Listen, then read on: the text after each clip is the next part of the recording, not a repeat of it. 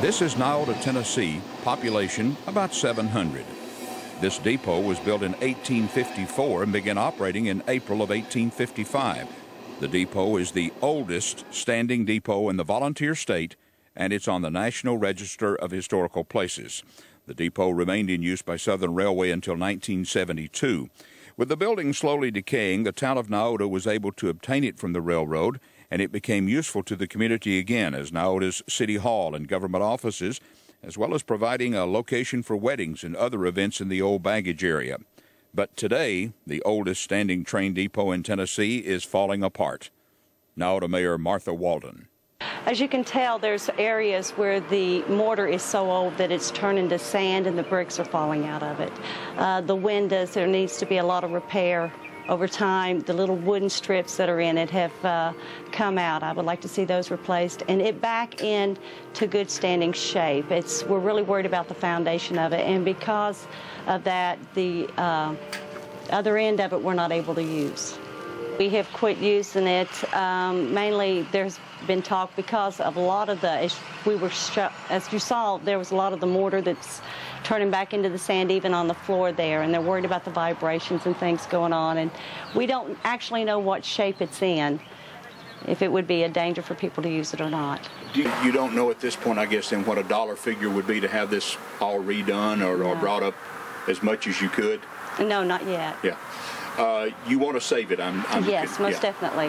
When I came in here in December and did an overall going to look at it, it was sad to see how it's just been going down over the years. And I know the city has worked and done different things. We've put a metal roof on it, you know, and at one time the pelicans were all inside there, and a lot of the citizens got together, and Jackie said they come before the board, and they went in there themselves and cleaned that up and got that to where we could use it for a while. There have been weddings held in there. Revivals held in that building, just different stuff that this building has been used for. Right now, this end of it we use as our city hall. And you're seeking what, grants to perhaps be able to do some of the stuff? Yes, grants, funds. We're seeking for the enhancement grant, which comes out around Labor Day. It has to be turned in by November. That's an 80-20. They will cover 80 of it, and if we come up with 20%.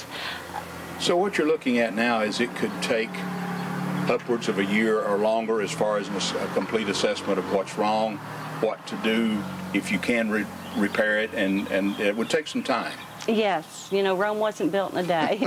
And I am also checking in a 501c3. What that is, it is where people that donate can donate and it be a tax write-off.